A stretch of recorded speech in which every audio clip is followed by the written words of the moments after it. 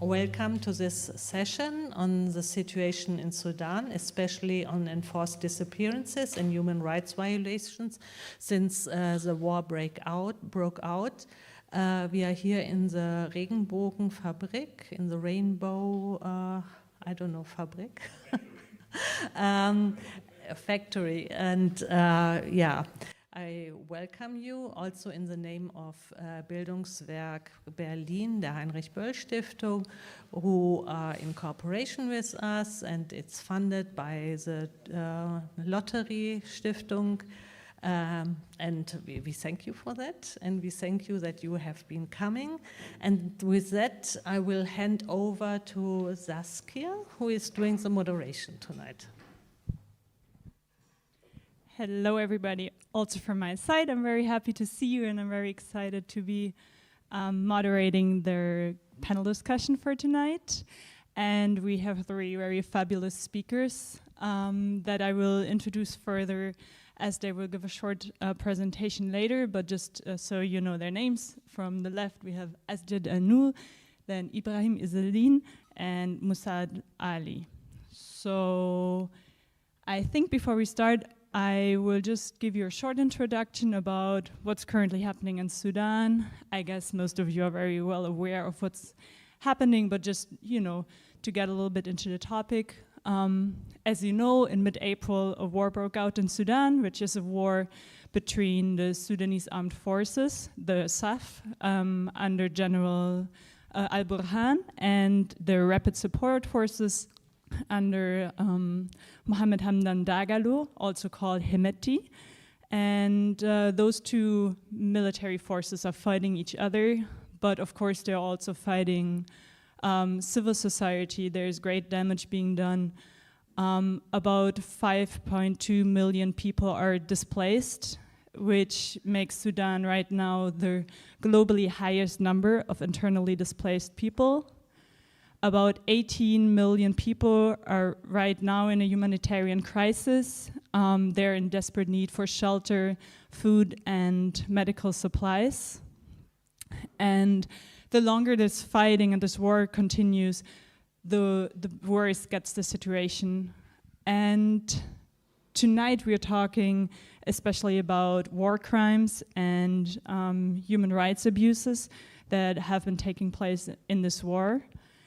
And there have been many reported cases, for example, of sexual and gender-based violence, as well as arbitrary arrests by both sides, RSF and SAF, especially also of members of the resistance committees and other members of the revolutionary movement.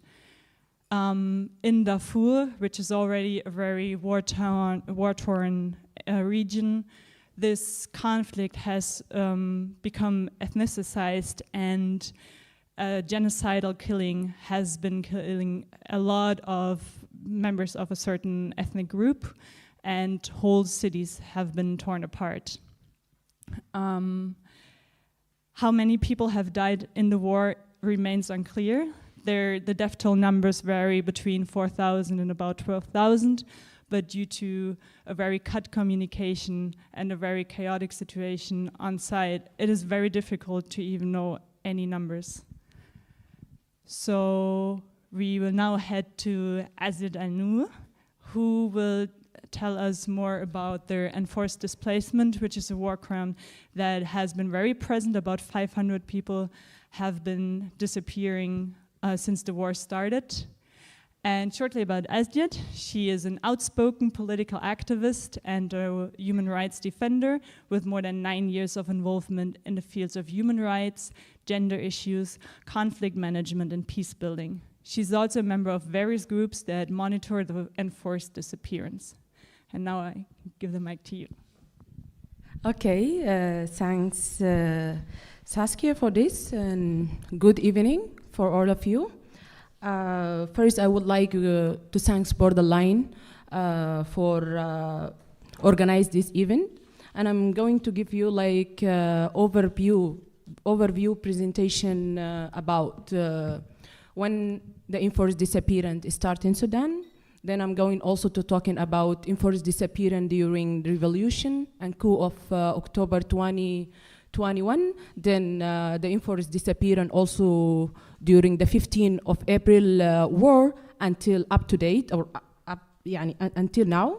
And also I will going to speak about responding to the phenomena of enforced disappearance in Sudan and what African Center for Justice and Peace Study and Borderline did under enforced disappearance issue in Sudan. And I have like a small video for the one of the family of the victims, and we will see this in the presentation.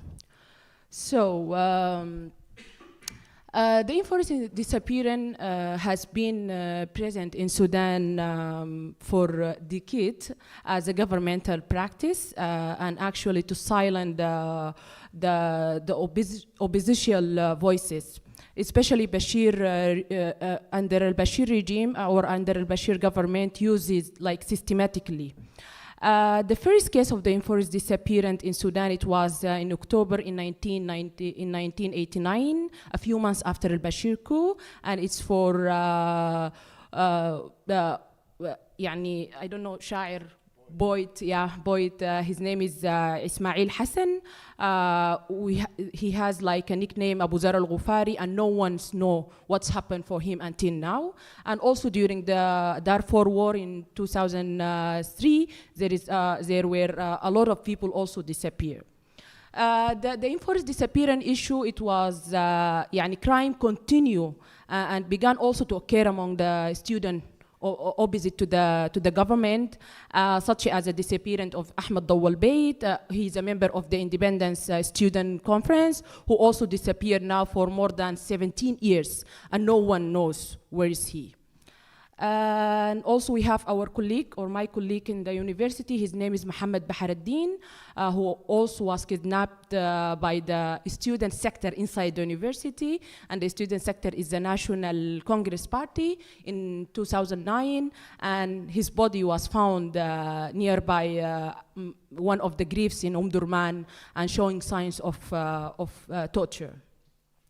Then definitely, the enforced disappearance crimes is continue even during the revolution and even during the al-Bashir fall down. So also we have here Abdurrahman was kidnapping by the security force during the protest, and after disappearing for several days, his body was found in the hospital showing also signs of torture. And as you know that in the sit-in, the practice of the enforced disappearance also continue to be happen. As I said, after al-Bashir regime fall in April 2019, and it will be like very worst in the dispersal of the General Command sitting in June, in 3rd of June 2019.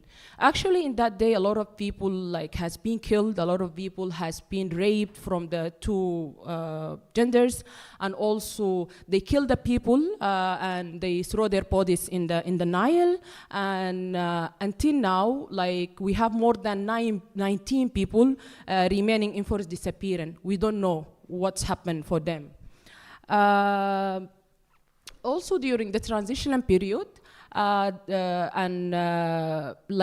between 2019 until 2021, the country also witnessed cases of the enforced disappearance of many activists in the public space, and members of resistance committees as well, such as the disappearance of Bahauddin, also who was last seen visiting for his friend, and before his body was found 5 days later.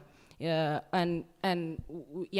involvement of his disappearance was by RSF, and actually at that time the resistance committee in Sudan, they organized very big campaign, social media campaign, and also the protest to accuse the RSF and to hold them accountable, and really they succeed to do that.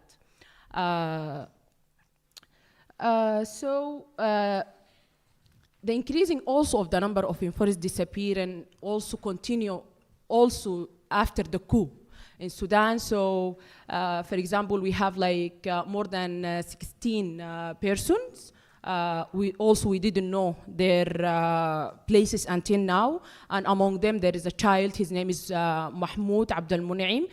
He was disappeared during the demonstration of November of 30 November 2021. And this is after the coup, like months after the coup. Okay, after the war, and according to the report from the Sudanese group for victims of enforced disappearance, there were, as Saskia mentioned earlier, there were more than 500 enforced disappearance people. And until now, in the area of the witnesses, the clash or the conflict between RSF and SAF. There are 36 women disappeared among the 500, and more than 12 child or children, and also 2 foreigners disappearance, and I think they are Egyptian. So until now, no one knows where's these people. With RSF or with SAF, they died or not, so no one know about them. And yeah. I think the phenomenon of the enforced disappearance has become very dangerous, and so it's necessary for us to be respond for it. So the first response of the phenomenon of the enforced disappearance in Sudan was after the dispersal of the General Command setting through an initiative by young men and women from the resistance committees. And under the name, like they call it, Missing Initiative. And the initiative is not just working to searching the people who disappeared during the sit-in, also during the movement, but also providing services like psychological services, and legal support, and medical support for the family of the victims. And also, the work under the enforced disappearance continue, and after that, African Center for Justice and Peace Study began to work with the Missing Initiative inside Sudan about the issue, and they organized the first workshop in Sudan in 2020, and the workshop it's about improving access to justice for the victims of enforced disappearance and their families in Sudan. And at that time, I remember, because I was organized the workshop, like the workshop attended by the number of representatives from the key national decision-making in Sudan, such as Sudanese judiciary, and also the Office of the and the Paras Association, and also representative from civil society organization, and also family of the victims, lawyers, and activists in the issue. And we followed the workshop with the other workshop, talking about building national strategy to compound the enforced disappearance in Sudan. And also the workshop here was attended by the same target group in the first workshop, but here we also invite the EU embassies, and also we invite like Ministry of Justice and the other authorization body in Sudan. And I think by working in this issue and putting pressure on the government, the Enforced Disappearance Convention was signed and ratified in 2021 at the transitional government in Sudan. From the dispersal of the sit-in, African Center also has been organized symposium on the International Day of Enforced Disappearance, talking about also publishing videos, talking about the phenomena and the importance of fighting it. And the last video was on the 3rd of August 2023. Okay, so after the war, we continue our work in the issue. And African Center is now working with the Borderline Europe in project funded by the German Foreign Minister on the issue of enforced disappearance, and also like the project is now success in training more than 24 monitors. Most of them, they are inside Sudan actually, and their task mainly is monitor and document the cases of the enforced disappearance and submit regular report to African Center. And we came with this Sudanese group for victim of enforced disappearance. The group is from the people that we train them. So we came with this group, and also we have a lawyer. His name is Usman al-Bisri. Also he succeeds, and he is a part of this group, and we trained him as well. And also now he succeeds to open like report with the public prosecutor. It's very difficult for me, yes. Yeah, inside Sudan during the war. So he opened it in a Jazeera state on behalf of the family of the victims. So I think this is like one of our successful during working in this issue inside Sudan. And also the project, for us, I think always there is a problem with accurate and true information about the violation of enforced disappearance. So we take this issue, and the project succeeds to create a new database system that can be used even in the condition of the internet not working in Sudan, to collect and store the information, especially about the enforced disappearance. So under this database system, we trained 10 monitorings how they can use the database system, and now they are working on it, and we're thinking about how we're gonna publish it and how we're gonna work on it, like not to be just working in African Center, but how we're gonna use it also for the another violation. And for us also, one of the importance effort that took place was the drafting a law, because Sudan and the government has been practiced this crime, because there is ما في legally legal law to protect the people from this crime. And also most of the people from the government, they did this crime, and they know that they have immunity, hasana, grantee, like immunity, yes, they have this immunity, so they can do it.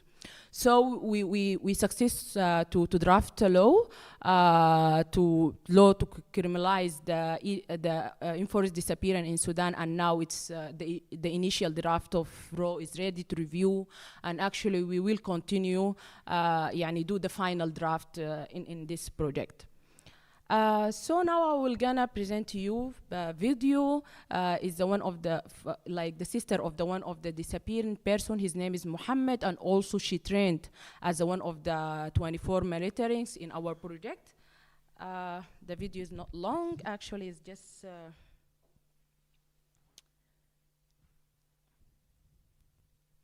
أنا اسمع عبد الرحيم محمد عثمان، شقيقة المفقود محمد عبد الرحيم محمد عثمان. حقيقة أنا أخوي تفقد يوم 29/5/2023 في ظل الحرب الدائرة في السودان، في الخرطوم تحديدا، في مدينة بحري. من يوم 29 نحن فقدنا معه التواصل نهائيا. للأسف ما في جهة بعينها متابعة الموضوع ده بشكل واضح، تقدر تتوجه ليها أو تديك معلومات أو توجهات. فالحاجة دي نحن فاقدينها كتير، لأنه هو حاجة مهمة شديد، وفي كمية كبيرة زي ما قلت بنفضل الاحتساب لغاية الآن مفقودة. أسرها ما بتعلم عنا أي حاجة، وما قادرين يتواصلوا معاهم نهائيا، وما عارفين حتى إذا كانوا هم على قيد الحياة ولا فارقوا الحياة Yeah. So for us, I think it's very important to work in this issue and to continue working in human rights violation issue in different levels, and also to continue work with that. As African Center, we have very good network with with the grassroots in Sudan, inside Sudan. We have our network work from the lawyers, from the media sector, and also from the initiative who's really focusing and working in the enforced disappearance issue. And also we have our network with the international organization, such as the High Commission of Human Rights, Office of the High Commission of Human Rights, and we did a lot of work inside Sudan during the period of transition and period regarding the enforced disappearance issue. So that is all from my side. Thank you.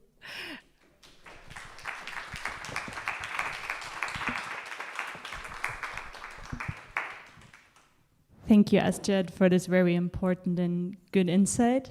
And now we will move on to Musaad Mohammed Ali. He is a lawyer and executive director of the African Center for Justice and Peace Studies, which is a non-governmental organization working to monitor and promote respect for human rights and legal reform in Sudan. And Musaad will tell us about the monitoring results and international reactions, as well as a little bit about their peace negotiations.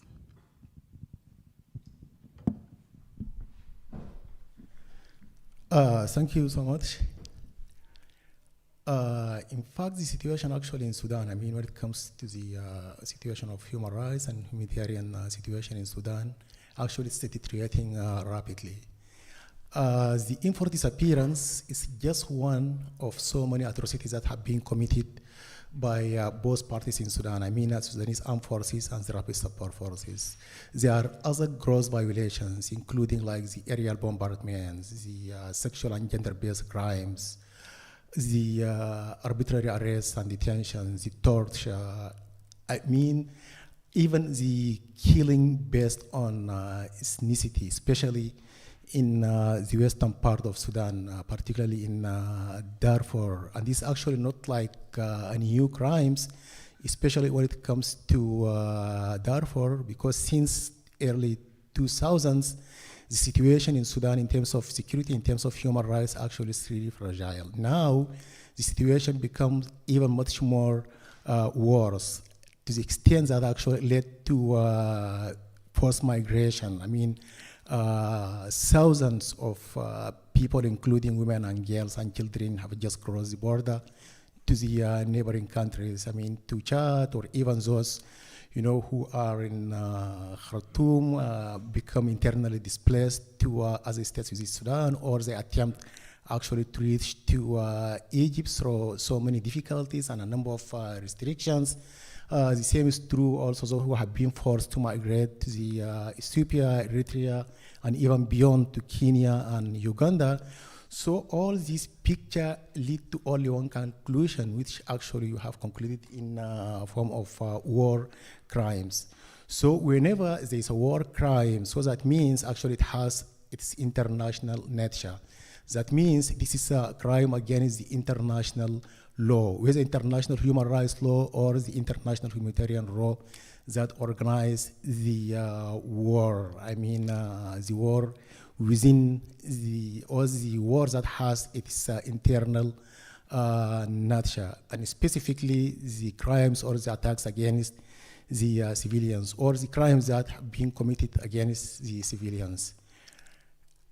This is number one. The number two, what also makes the situation in Sudan attracts the international actors, whether the regional or the international ones, maybe the nature of the conflict itself. So that means the intervention of the international organizations not only comes from this political, from this human rights angle, but even politically. We have been witnessing since the beginning of the Sudanese revolution in 2018, there were a number of attempts from some regional alliances like United Arab Emirates, like Qatar, like Saudi Arabia, like Egypt. You know, they have been working actively day and night to undermine the political and the democratic transition in Sudan. And even within this war that erupted in 15th of April this year, this regional arms, I mean, these regional interventions, actually they are there. They have contributed by a way or another to fuel this conflict, directly or indirectly, through logistical support, through financing this war. I mean, each from his very close alliances, like Saudi Arabia or Egypt, they may back up the Sudanese armed forces. The others, like United Arab Emirates, they may back the rapid support forces. So however, the interest is there, and this interest actually could be either driven by political-wise or even economic-wise. countries like Egypt, since it has its strategic extension in Sudan, so that means actually it would have its interest to intervene in the situation, especially for them, to have the country in a situation of instability, and they are really very scared from the extension of the Muslim Brotherhood because they have several lot from this Islamist movement, and also the historical background in terms of the relationship between the two countries actually could be traced back, to hundreds of years. The same is true also when it comes, for example, to the neighboring countries like Chad, like Libya, Central African Republic, Ethiopia, Eritrea. All these countries actually they have played a role not only during this period as I have mentioned, but actually for years ago, there were situations of tensions, there were situations of normalization, the diplomatic relationship or the diplomatic relationship, between Sudan and these countries. Sometimes the tensions goes up, sometimes it comes down. So, however, the interest is there. Having said that, when it comes to the human rights, and since here we are speaking human rights, and we're speaking about the violations, and we speak about the impact of this war on the civilians, so that means the international community should have a role to play in this regard, especially the United Nations relevant bodies like the UN Human Rights Council, because this is the organization that is responsible for the respect and for the protection of human rights globally. However, the intervention or the impact of this body, this international human rights body actually is very little. The impact is not to the extent that may enhance or improve the human rights situation, simply because till now, and just last week,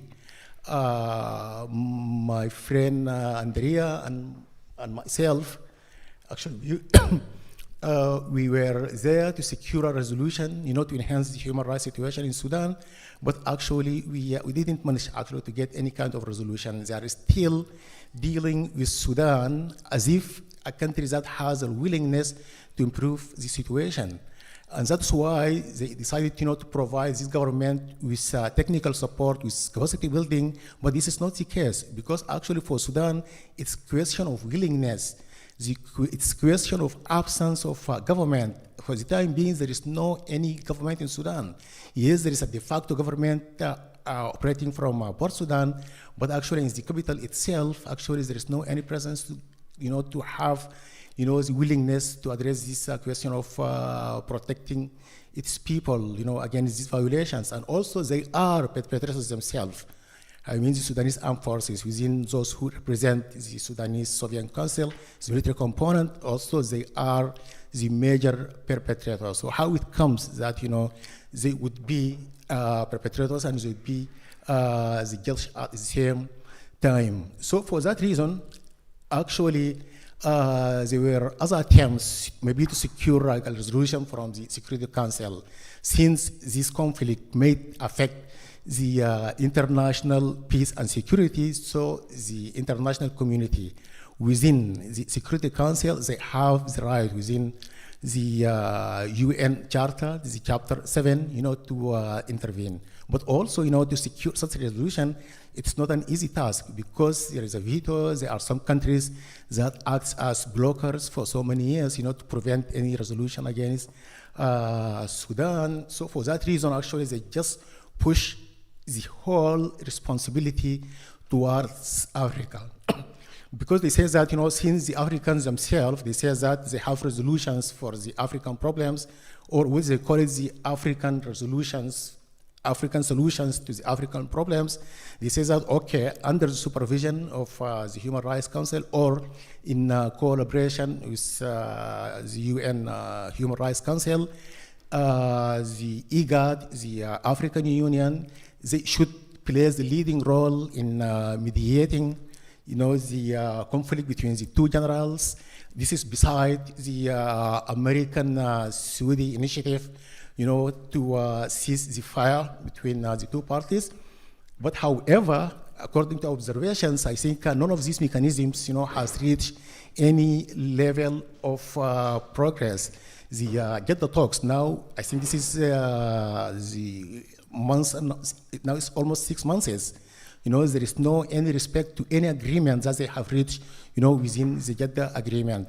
The IGAD itself, it didn't do anything for the time being, because even they are actually the government, they didn't welcome even the IGAD mediation, because they accuse that actually the IGAD might not be like a neutral body, and also they are biased to the rapid support forces, etc. And that's why actually it is still very passive. The African Union also, we have been in contact with them, and we host them in one of our online events along with the designated expert from the United Nations. Now we just ask them a simple question, whether they are in a position to send a fact-finding mission to Sudan to see the size of the humanitarian cost in Sudan, and also to see the destruction and the human suffering. They say that actually they don't have financial resources, to conduct such a simple mission. Just forget about mediating the conflict itself, which is actually beyond their capacity. So, however, to rely on these regional or the international bodies actually may not help a lot at this stage, because the compromise actually is always there. The interest of these countries, because at the end of the day, all these regional or international bodies, there are a number of states who have their interest, and also they have their mutual understanding with each other, and that's why sometimes, they act as blockers, as I have mentioned at the very beginning.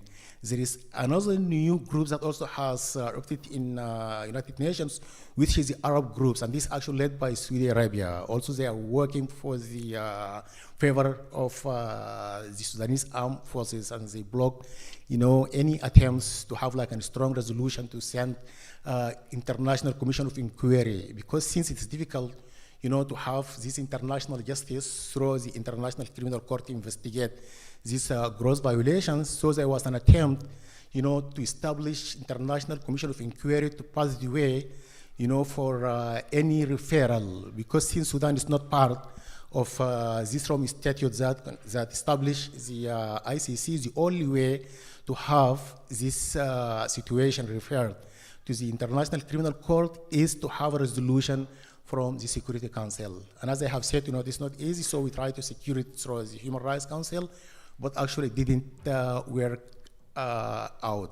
Bearing in mind that, as I have said from the very beginning, there is no any justice system for the time being. I mean, there is no police in the ground, no office of prosecutor, no judiciary, nothing at all. So actually it's like a collapse state, which actually leave the majority of the people actually unprotected and without access to any question of justice or accountability. And that's why it is an obligation for the international community in such a situation, to intervene, because it's legally binding that, to have their contribution, and also actually to help to protect the people of Sudan, because there is a non-court responsibility to protect whenever the state is unable to protect its own people. So according to the international law, there is norms that actually allows international community to intervene and to protect through peacekeeping forces, through bilateral interventions or whatsoever. But actually this is still invisible. I will stop here and I'll go back to you. And thanks.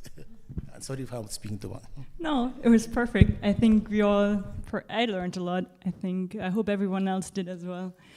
Thank you so much. I will just continue with Ibrahim. Ibrahim is a political activist, and he's a member of the group Sudan Uprising Germany, which is a political group that was founded in December 2018 by members of the Sudanese diaspora in order to support the Sudanese revolution, which started at that time.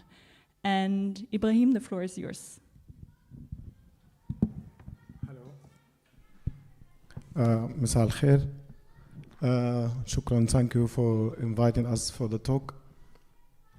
And yeah, and I mean to talk about this phenomenon of like enforced disappearance in Sudan, we have this for me, I see it like it was all the time one of the main tools of the counter-revolution to suppress the revolution in Sudan.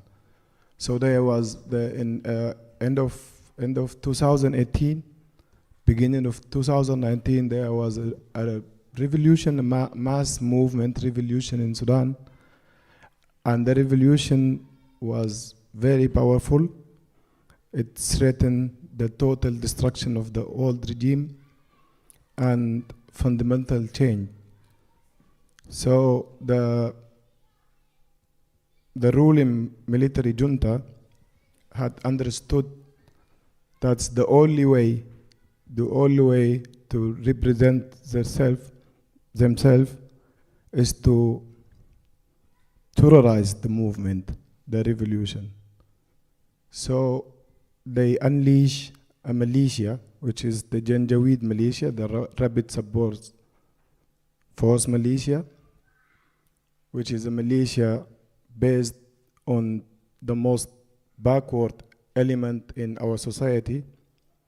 So they rampage into the protesters area in Riyadh al-Amma, in the sitting area, in front of the headquarters of the military,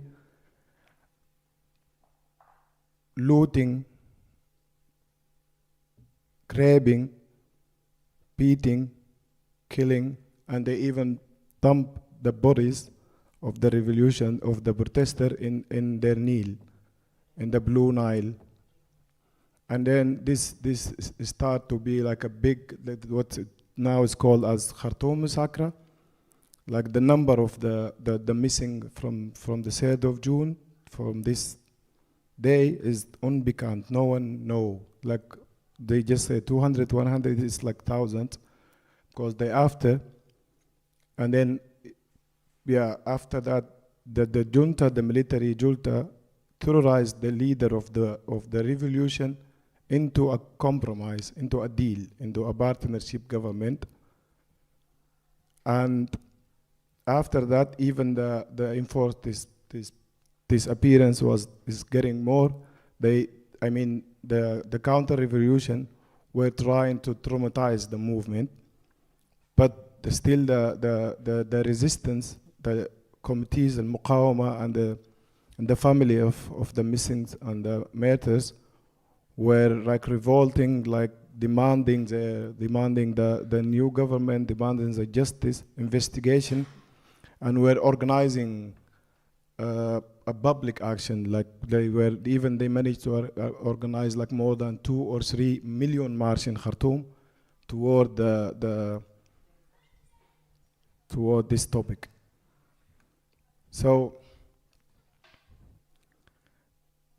yeah, and as Asjad said, it's become like a behavior of the military who they control Sudan until now, and it's also like linked to what they do in the desert, in the Sahara, toward the migration policies in Sudan and European Union.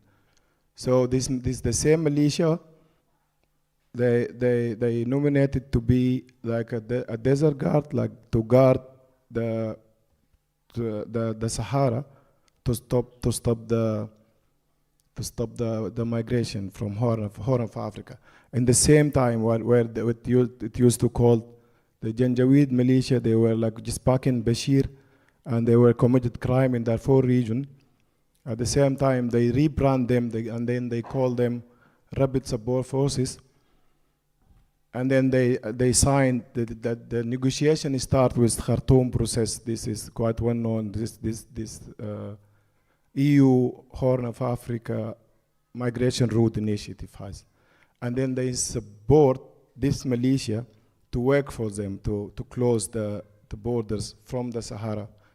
And there are many reports that the people went missing in the desert. They killed them. They used them to work in their military camps. They raped the migrant. And the European Union, they were silent, and they were like saying, no, we're not supporting the RSF, we're just supporting technical support, like the watching. Because like we're actually, our initiative is to combat human trafficking. So this militia is now control. Is now as like the man responsible of the recent crisis with the military junta, with the Bashir men, and now they turn the capitals, the Khartoum capital city, to a big prisons, like many unknown detention house. Like people are reporting about this, and I don't know. The only way I see to solve this issue is to get rid of this militia, and that's all I can say for now. Thank you.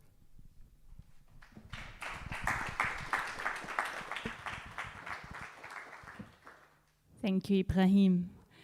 I will start asking some questions, and then we get into the discussion, and then of course we also very warmly welcome questions from the audience. I think since this whole event is called Solidarity with Sudan, I will start my first question regarding the so-called international community and also the role that the so-called international community plays in this. Musad, you already elaborated on that, and you said it's an obligation of the so-called international community to intervene. So in the past months, we have witnessed a lot of intervention. We have witnessed the US trying to start peace negotiations in Saudi Arabia, which greatly failed. We also witnessed the Volker Perthes, the former head of UNITAMS, just recently stepping down and laying down his mandate. So my question would be, do you think the interventions that the so-called international community can do, they are effective? And what has to be done to have like effective or good interventions?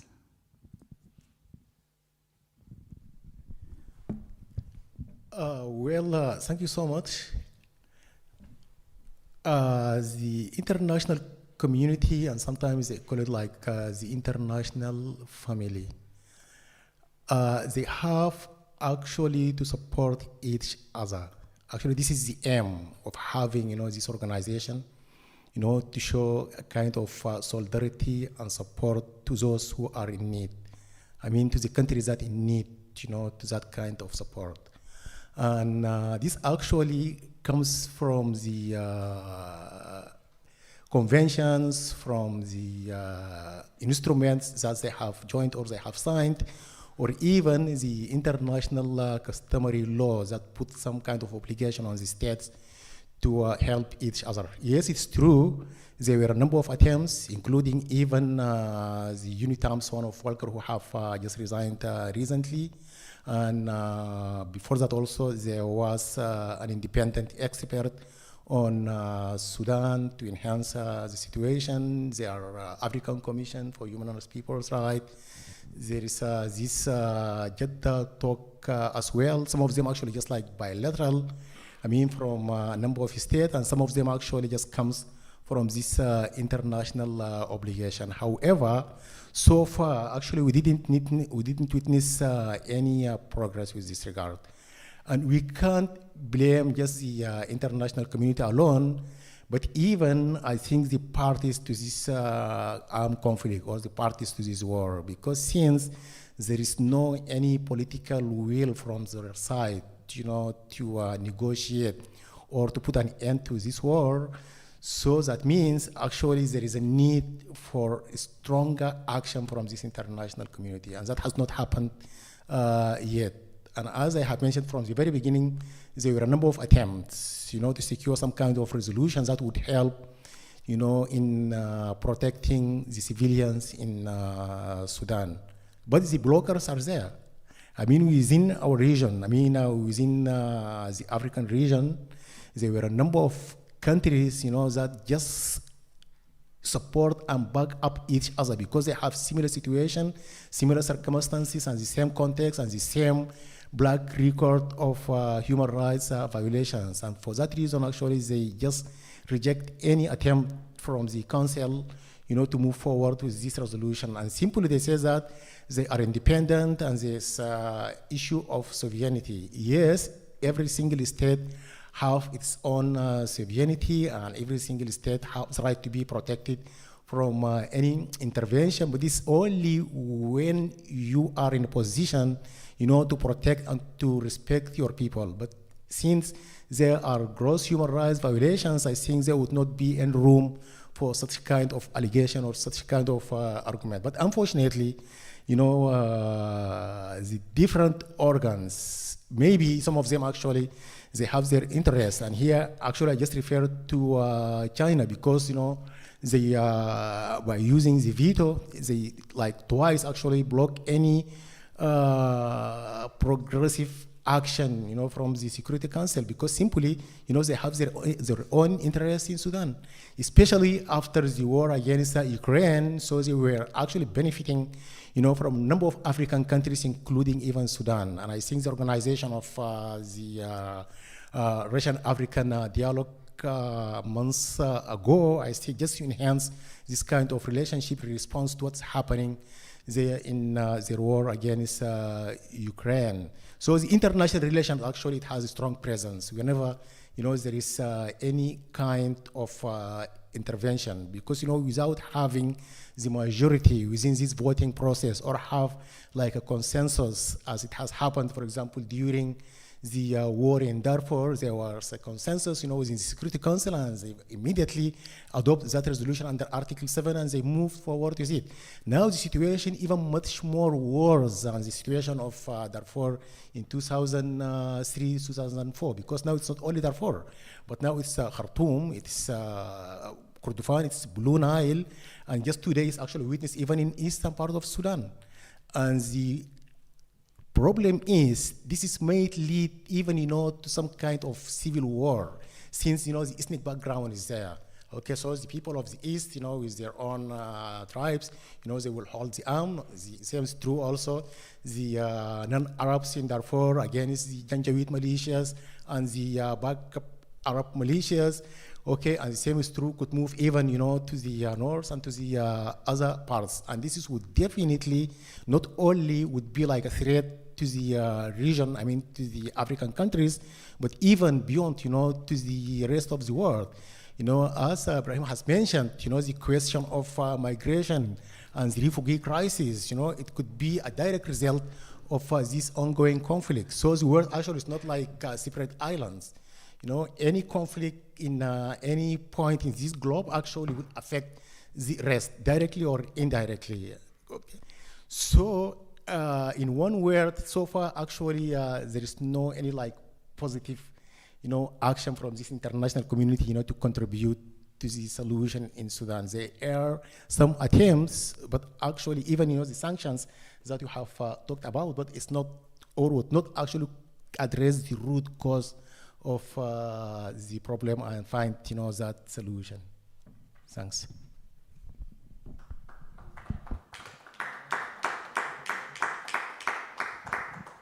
Yeah, I just want to comment because, since since long time, I don't understand what is international, this international community or international family. I mean, if you mean the American and the European Union and Saudi Arabia, they were all the time, they were against Sudanese people will.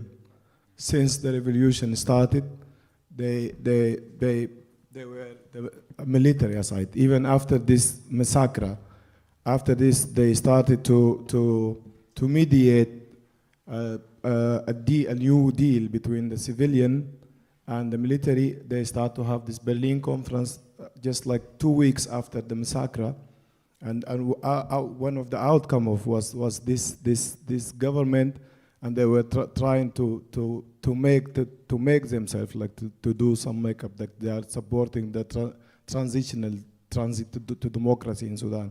But actually they were just supporting the military to be in control.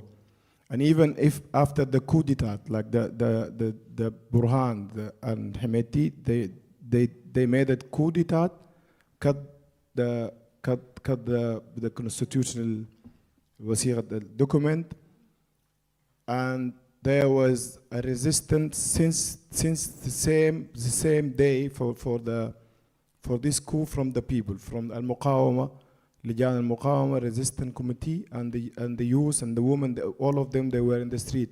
There is no way for the military to govern Sudan. But actually, this international community came after they were like as I said, like playing the role of the military, playing the role of counter-revolution. And they came with some of the opportunists from inside the Sudan revolution with a new deal with military and the militia, a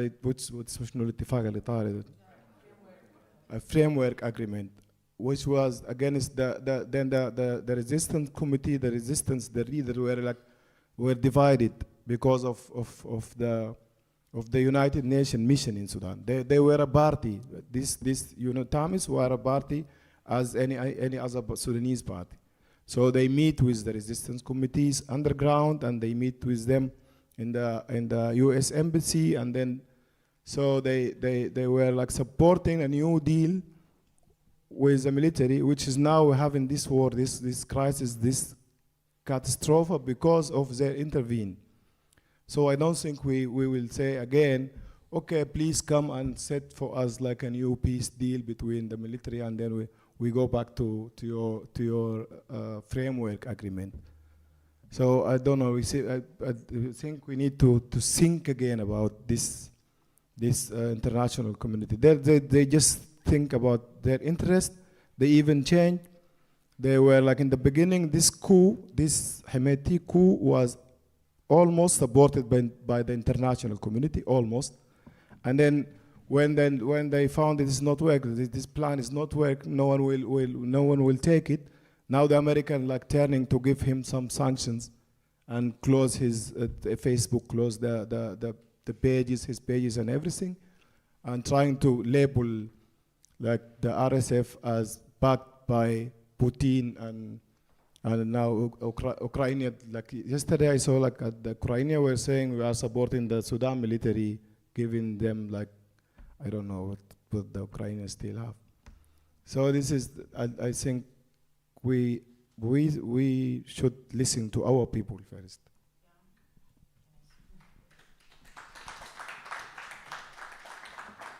Yeah, continue for what Ibrahim already mentioned. I think that the international community now, they have to start focusing with the people in the inside the country, the grassroots. Because the people, the Sudanese people, they have their idea for the peace. They have their thought about how they want the country to look like. So now the international community is just dealing with this, I will just put it like that, the elites. And even they just reduce or represent the same people to come to negotiate with the military, represent the same people to bring for us like this solution for Sudan. And they didn't listen for the grassroots. So I guess it's very necessary now to listen from the people inside Sudan, talking about how they want the peace to look like inside Sudan.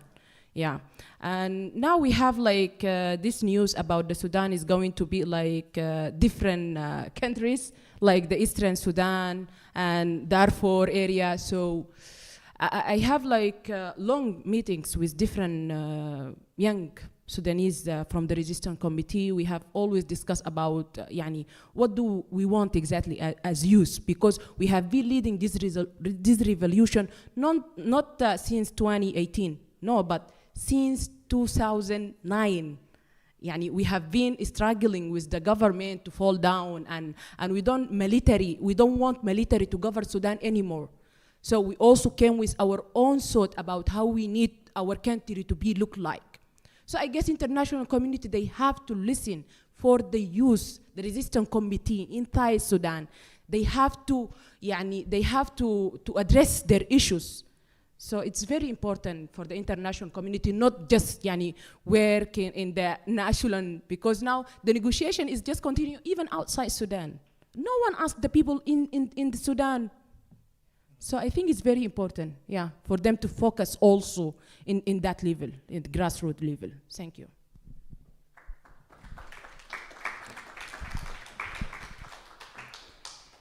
Yes, thank you very much for your answers. I think it's very good and very important to point out, we always speak about solidarity as if solidarity was a nicety that we just do out of the blue, but as Ibrahim also explained earlier, the European Union has a great responsibility for what's currently happening in Sudan by the Khartoum process and by supporting RSF, not only financially, but also making them a legal, or acknowledging them as a legal unit.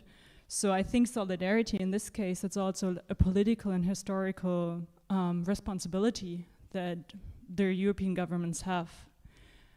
And it already brings me to my next question, like regarding us as civil society, what can we do?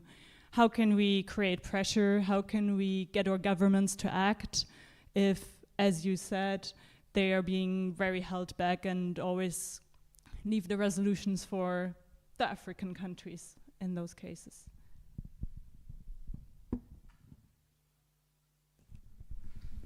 Well, if I may ask, I think the civil society organizations, they can play the key role in every single change. Not only in Sudan, but I think in the different countries. Because as I said, the governments, they work from these international bodies, and they are actually act based on their interest. But for the civil society organizations, actually, they are voicing the interest of the people. I mean, they reflect the grassroots desire, I mean, for the peace, whether nationally or internationally.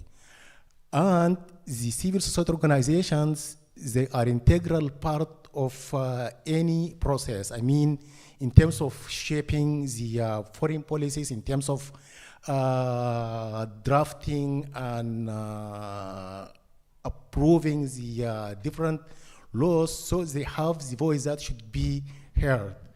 And they have also the power, to put pressure in their governments to change their policies or to adopt specific policies. Because at the end of the day, they represent the people, and the people are the only source of power, because it's not actually the executive government or the cabinet of ministers who have the real power, but actually the power comes from the people themselves. And the civil society organizations, they represent, the voice of these people. So they have a role to play. And as Asgat has mentioned, actually since the international community has not played that role perfectly, so I think it's high time for the civil society organizations, I mean in Sudan, in solidarity. Let's just forget about the government solidarities, but I mean the nation solidarity. Whenever we get, for example, support from the civil society organizations in different countries to the Sudanese civil society organizations, this would make a difference, because the solution for this situation, and even to put an end or to stop this conflict now, should come from within the country itself.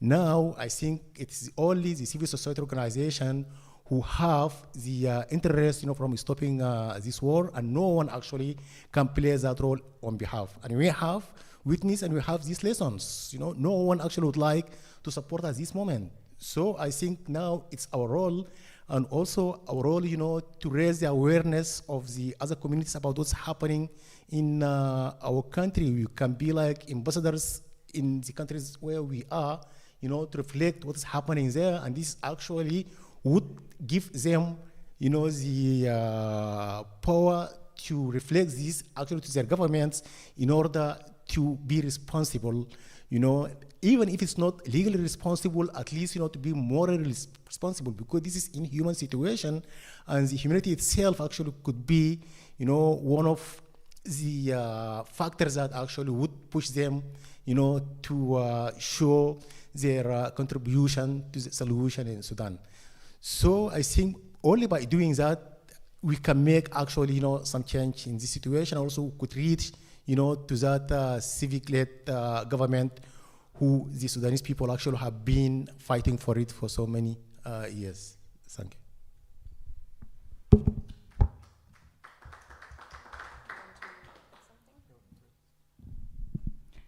Okay, thank you.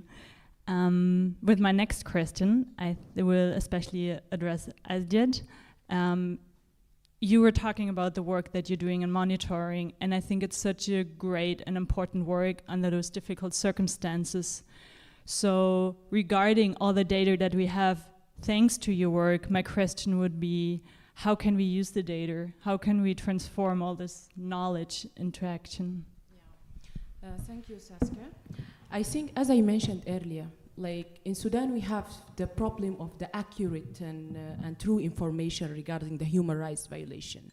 So our work under the Enforced Disappearance is specifically like to document the cases and also to keep them using this database system is very important now, because we have been document a lot of human rights violation in African Center, but until now we scared about to lose this data. When we come for لما تجي government in the future, I hope so we can use this data to hold them account, the RSF or SAF or whatever who did the crime against the people in Sudan. And also I guess this it will be to document this kind of violation. Also we can use it in the investigation and to analyze the situation of the human rights situation in Sudan. And also we can support the institutional reform in the future with this kind of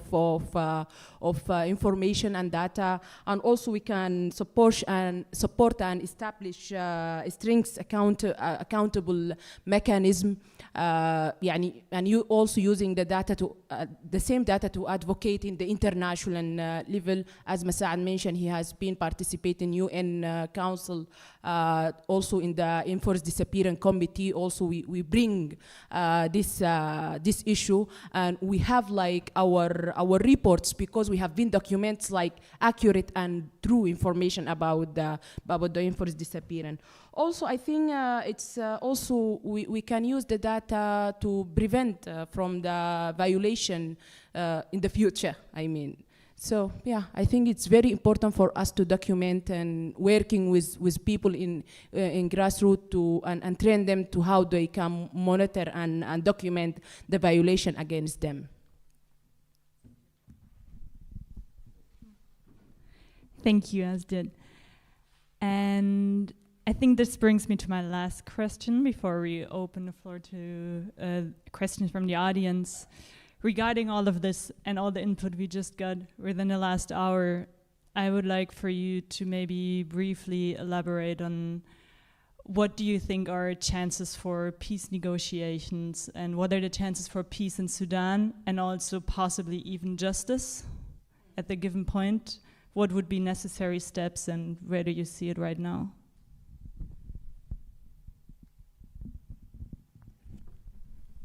Well, I think yes, and peace would be like number one priority. But to have like a lasting peace, actually, there must be other elements that should be addressed. For example, during the previous Sudan peace agreements that have been signed, whether the comprehensive peace agreement, that has ended up with separation of South Sudan, or the Abuja peace agreement for Darfur, the Doha peace agreement, and even the last one, the Juba peace agreement, actually most of them, or all of them actually, they didn't manage to address the root cause of the problem in Sudan.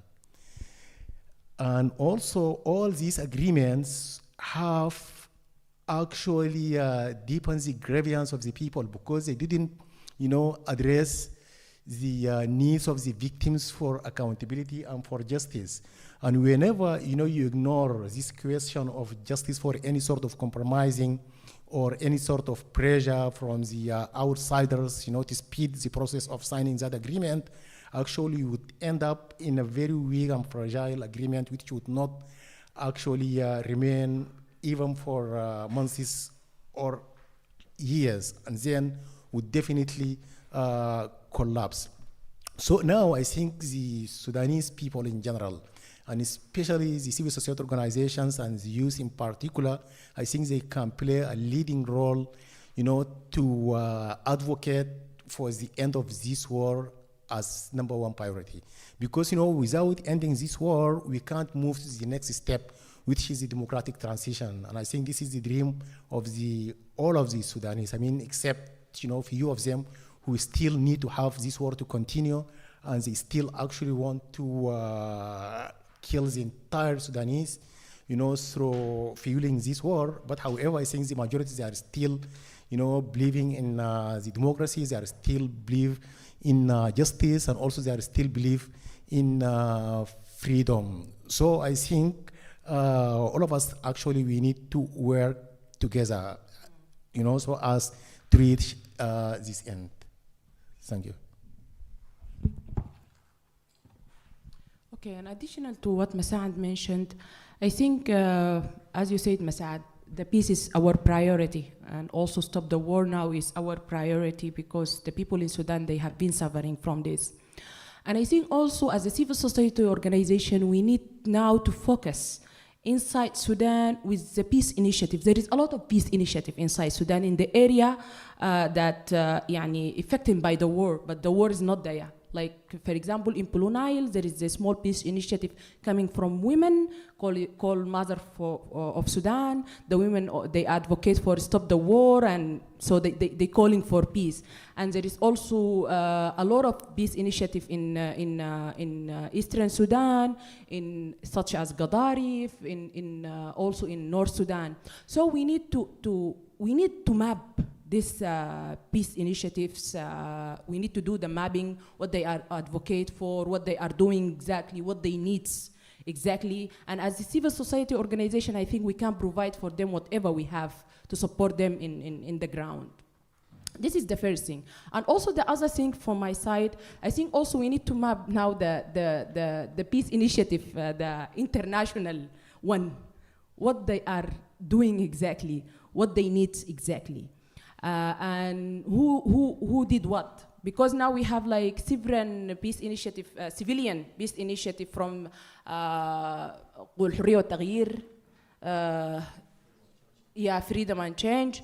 They have like set up like a lot of meetings talking about how they can stop the war in Sudan. And also we have another initiative called Al-Manassa. We have also initiative with African Union. So, but this is like separate initiative. So how we can collect all this effort and put also them in the one table to bring their thought and their idea about how the peace in Sudan should be look like. I think this is very important for us to focus on, like working with grassroots, working with the civilian outside Sudan, and even working with diaspora. And we have to ask because the diaspora, from my opinion, they have they played very vital role in the revolution. They organized a lot of protests in whole Europe and in America, whatever. The Sudanese people there, they organized very, very big protests to put the pressure on the Bashir regime to fall down. So now I think we can also, as a civil society and diaspora, we can play the same role to stop the war, to call for peace in Sudan. Thank you.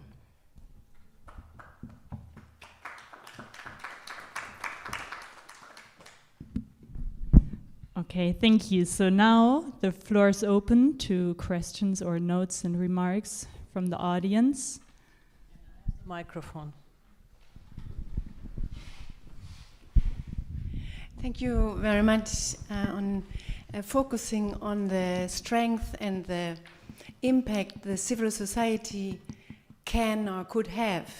So it's coming back to what Asia just said, and to what Musad said before, that the international community should also involve the civil society in this time to get peace. So my question is, and you started maybe, Asya, to come to that. From outside or for political institutions and politicians, of course, they want to know with whom they talk when they talk to the civil society. So what I would like to know is there already a focus of trying to have all the civil society movements and fantastic groups you mentioned to ally them to get power? Because if you have hundreds of little initiatives, it's difficult to find a speaker of the civil society. So this is what I would like to know. Thanks. Maybe we can add a question from the chat to it. There is Stella Gaetano who is asking, this is a time for Sudanese civilians to lead. But the question is, who is bringing all the parties together? So it's the same question. Yeah. I just want to comment on these questions because I really don't understand the discourse where the Sudanese civil society has to align in order to talk to the Westerners. And for me, this is very, maybe I misunderstood what you said, but the point is not for the international society to involve the Sudanese people in their own struggle, but rather for the Sudanese people to get rid of the international society. So, like this whole discourse that we heard today about international society, I mean, me personally, I even don't understand why do we even talk about it. We know from so many other contexts that it doesn't bring any solutions. The so-called international society is the source of the problem. We see it in Syria, we see it in other places. I mean, the point is not to organize Sudanese people so they talk with one voice, so it's easier for the Europeans to hear them.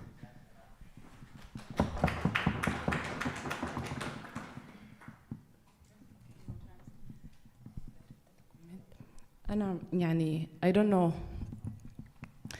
My answer it should be look like, because it's very difficult question.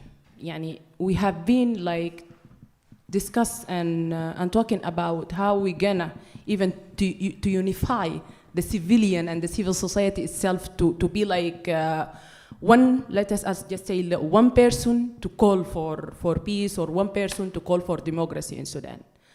And I think, before talking about make negotiation with the military, we need to unify ourselves as civilian under one goal for this issue.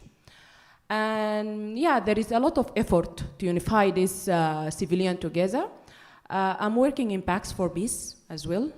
It's an organization mainly working in peace process and peace building issue in Sudan. And I'm actually part of the program called it Madaniya. And during this program, we did discourse analysis about who is with the war and who is against the war and why. And also we did mapping in the social media about who is push the civilian to stand with the war and whatever. And also we did a mapping for the who's now doing this initiative inside Sudan or outside Sudan. And we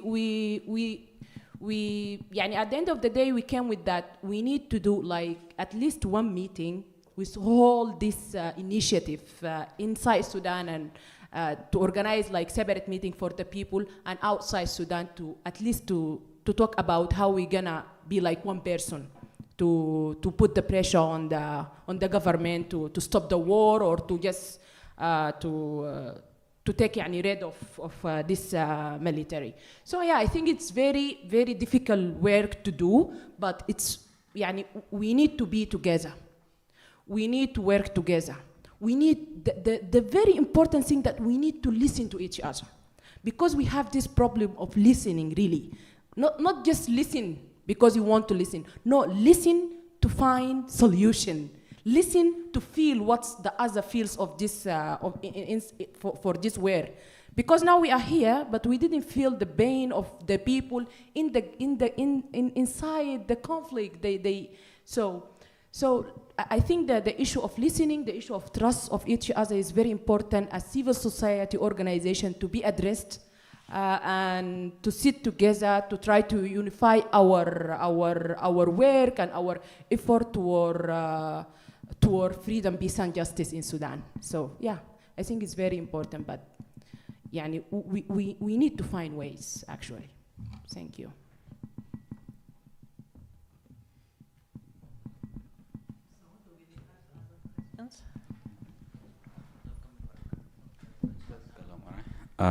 Okay.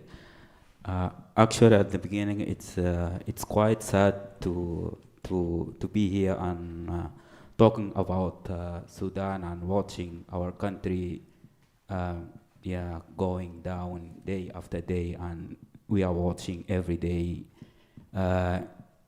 in social media how Sudan now especially Khartoum, it's totally destroyed.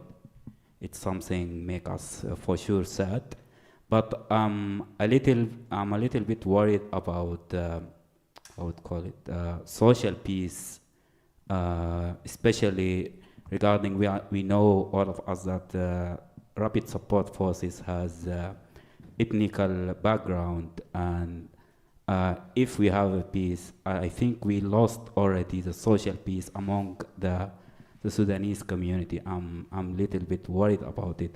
How we can deal with this situation, how we can restore again our social peace among the whole community. Yes. Yes. Thank you so much for the platform and you speaking about situation now. Yes, my name is Mustafa. I'm a part also of Sudan Uprising Germany. I want just to comment what people here said about the international community. The international community is not important at all. They are not important at all. They are actually, the problem that we have in Sudan now, it is a result of the international community intervening in the political process after the revolution in Sudan and before also. Facts, fact number one, in 2015, the German government led by Merkel in 2015, when she opened the door here in the European Union borders in Germany, she started there a deal. The name of it is Khartoum process. It already announced by Ibrahim. After the revolution directly, 2018, the first foreign minister who went to Sudan after the revolution was Heiko Maas, the SPD minister, Auswärtiges Amt. All of those interventions that we made from the European Union, from the German government, all of them were very wrong, actually. And the result of it was the war that we would have now. I saw the details that what you spoke about, you, Asget and the others, and also the questions about, like, the question or the biggest question that always been asked here in this room, what is the solution? And you spoke about the unity of those initiatives that we have, all of them. But at the same time, we can ask ourselves a very critical question. Why do we have different initiatives from the beginning? Why? Because there's different interest from all those initiatives from the beginning. There is a different intervention. The African Union has their own agenda. International community, US, European Union, they have their own agenda. The issue of migration is there. The resources, Arabic gum, industry, gold, oil, all of those resources interest, this is the biggest topic actually. Those are the important topics that economy is always important than us speaking about the unity of those initiatives. Different initiatives means different interest. Different means interest, difference actually, it means a different representation of all those international interests. That's how I'm actually seeing the whole equation of what's happening in Sudan now. And we can ask ourselves also a very important and simple question. Very simple question. Who is actually profiting from this war now in Sudan? Who? Who is profiting from it? A very easy question to calculate how the situation is now. So I just want to comment and to tell for the people here in the platform and people also sitting in this hall that the international community for us as a revolutionary coming from Sudan, grassroots, it is not important at all. They destroyed this country. They still destroying it. They also still now having a new deals, want to continue destroying it. And they are planning and writing new colonization projects and executing them while we are talking here now. They are the reason that we have all those divisions starting from south, all of the history, the background of Sudan, colonization South Sudan, the war between Sudan and South Sudan, the conflict in Darfur, the conflict in the east, in the eastern part of Sudan. All of those conflict spots that we have, all of them coming from the European Union, actually. If we saw how the interventions of the international community have been in the history background in Sudan. So let us speak about solutions without the international community, because they are not going to provide anything to us, nothing.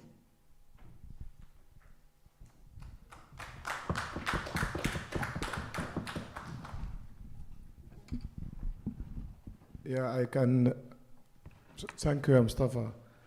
I mean, if I can comment on this topic also, I would say yes. Since the war in Ramadan started, we as Sudanese, at least our group in Sudan Uprising in Germany, we launched a campaign to stop the war, like calling for peace, definitive calling for peace, stop the guns, and at the same time, not empowering any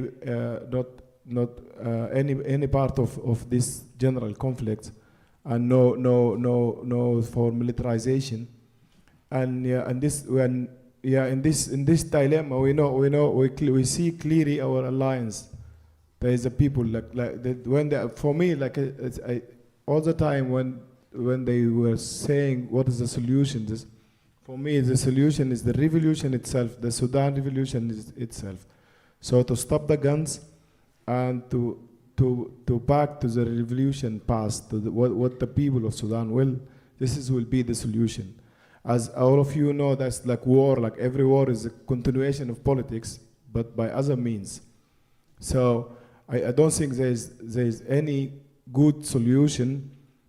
Bring Burhan and Hemeti, those two parties again in the power, or like having a long military dictatorship with Sudan army or something. This is no solution. The only solution is to go back to the demand of the people, the revolution, the same demands of like peace, justice, and civilian government. And we do that not by asking the international community, the UN and USA, to solve our problems by their structure and the same stupid studies, the same false studies to again. But I mean, we will find our alliance through the international community. I mean, through the people who are having the same struggles in our region and also internationally, the people who are having the same cause of, like the people who are really seeking for peace, like for peace in this global, the people who are really work against militarization, the people who can stay in solidarity with the people, not with their structure and with their money or with their United Nations and their liberal organization and their structures. So I think what we should do is to call to stop the gun, to end the war, and to go back to the people demand, to the revolution demand. Yeah. And just for me, I think any solution brings again Al-Burhan or Hemeti to be in the power again. This is just we postpone the war. We didn't do anything. We just stopped the war now, but after maybe 10 years, 10 days or 10 years that the war is gonna start again. So yeah, we need to listen for the people in the grass. So I take the microphone myself. I would be interested about the women's movement for peace. I mean, how strong are they? What are the demands? And I mean, like, what kind of chances they have to be heard? I think the women demands, women have been participating in the revolutions since 2018. They have been like 60% of the protesters inside in the streets. And now women, the most struggling, how I can say it, most struggling people or most struggling nas in the grass for this war. And I think there is a lot of initiative of women inside Sudan calling for stop the war and calling for peace. But we have another problem that now the government in Sudan, the military, they shrinking the civic space for the people to continue their work.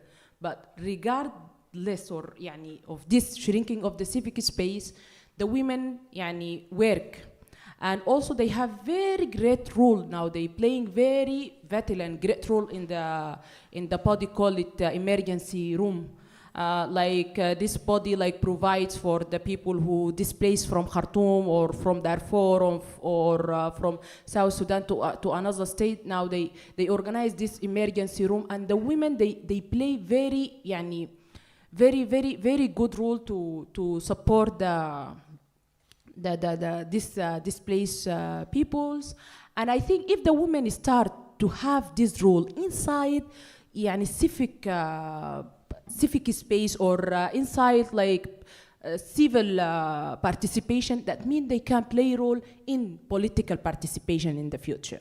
And that's why as civil society organization, we need to support women movement inside Sudan. We need to support the small initiative of the women inside Sudan. And as I mentioned earlier, we have this small initiative called it Mothers of Sudan. They just calling for war. And when they did a protest in Blue Nile to stop the war, after just 10 minutes, they came and arrested all of them. But their movement affect all the other women inside the state. So they came to protest 15 women. When they get arrested, 200 women go outside the street and demand for release them and demand also for stop the war. So we have our power, we have our effect, we have whatever, but we need courage as women. And this is what we are doing now. Myself, I'm working in the project called Women in Front, or النساء قدام in Arabic, and this project mainly focusing on how we can build the capacity of women to be leader in their community or to be leader in the political level. So I think it's very important for the women to play this role. Even now the negotiation in this different, as Mustafa said, in this different civilian body, there is not a lot of women participate in this. So we should encourage the women, we should push them. If you can lead something inside your society, that you mean you can lead something in high level. Yeah, thank you.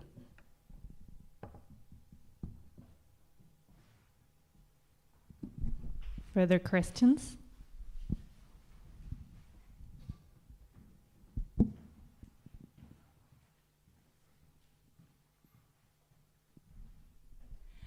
Okay, if we have no further questions or remarks, I think we can wrap it up. And I once again thank you all so much for your great input tonight and for being here and sharing your thoughts with us.